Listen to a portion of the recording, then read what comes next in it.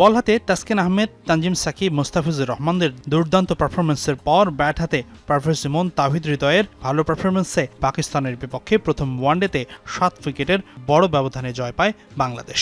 টাইগারদের এমন পারফরম্যান্স প্রশংসায় ভাসাচ্ছেন শোয়েব আখতার, বাজিদ খান, রমিজ রাজা, সালমান বাটের মতো পাকিস্তানের সাবেক ক্রিকেটাররা। অবশ্যই সেই তালিকায় সামিল হয়েছে বাংলাদেশ দলের সাবেকরাও। ইনিশিয়ালি কিন্তু ওভার প্রতি কিন্তু প্রায় 12 রান হয়ে গেছিল প্রথম 3 ওভারে। এটার পরে কামব্যাক করা, উইকেটগুলি ফালানো পাওয়ার প্লেতে, এটা কিন্তু একটা ট্রেমেন্ডাস এফোর্ট। এখানে কিন্তু ম্যারিট হিসেবে খেলার দরকার ছিল এবং ওইভাবে ইউটিলাইজ করতে ইমন, তহিদ হৃদয়, এটা কিন্তু 6 গুলি বার না করলে ডিফারেন্সটা হতো না। তবে কেবল এই ম্যাচের জয়েই তুষ্ট থাকতে চান না বাংলাদেশ ক্রিকেট সংশ্লিষ্টরা।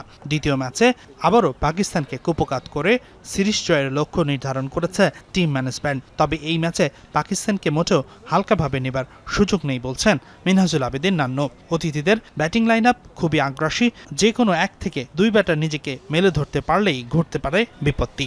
পাকিস্তান যে ট্রিমেন্ডাস টিম, এটা কিন্তু ওদের ব্যাটিং, বোলিং বলেন সব দিক দিয়ে কিন্তু ফুল একটা প্যাকেজ। তো সেই হিসাবে কিন্তু কোনোভাবে কিন্তু হালকা নেওয়ার কোনো সুযোগ নাই। ব্যাটিং, বোলিং, ফিল্ডিং 3 ডিপার্টমেন্টে আপনাকে উন্নতি করতে হবে, তাহলে এই সিরিজটা আপনি পাবেন। প্রথম ম্যাচ হারের পর মিরপুরের উইকেটকে কাঠগড়ায় তুলেছেন পাকিস্তানের কোচ মাইক হেসন। এই পিচ আন্তর্জাতিক মানের নয় দাবি এই কিউই কোচের। তবে হোম অ্যাডভান্টেজ প্রতিটি দলেই নিয়ে থাকে বলছেন নান্নু।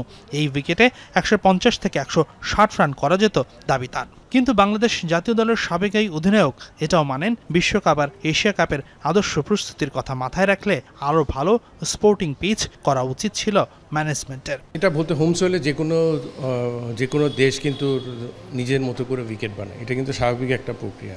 পাকিস্তানের উইকেট সবসময় ভালো বাউন্স বল স্কিট করে, ব্যাটে আসে। তো আমার মনে হয় যে কোনো টিমের আপনি যদি উন্নতির কথা বলেন একদম হাই স্ট্যান্ডার্ড, তাহলে আপনাকে একটা ট্রু উইকেটে ক্রিকেট খেলতে হবে। কিন্তু আমাদের ম্যাচ হারলেই তো সমস্যা, তখন তো একটা চাপ চলে আসে টিমের উপরে।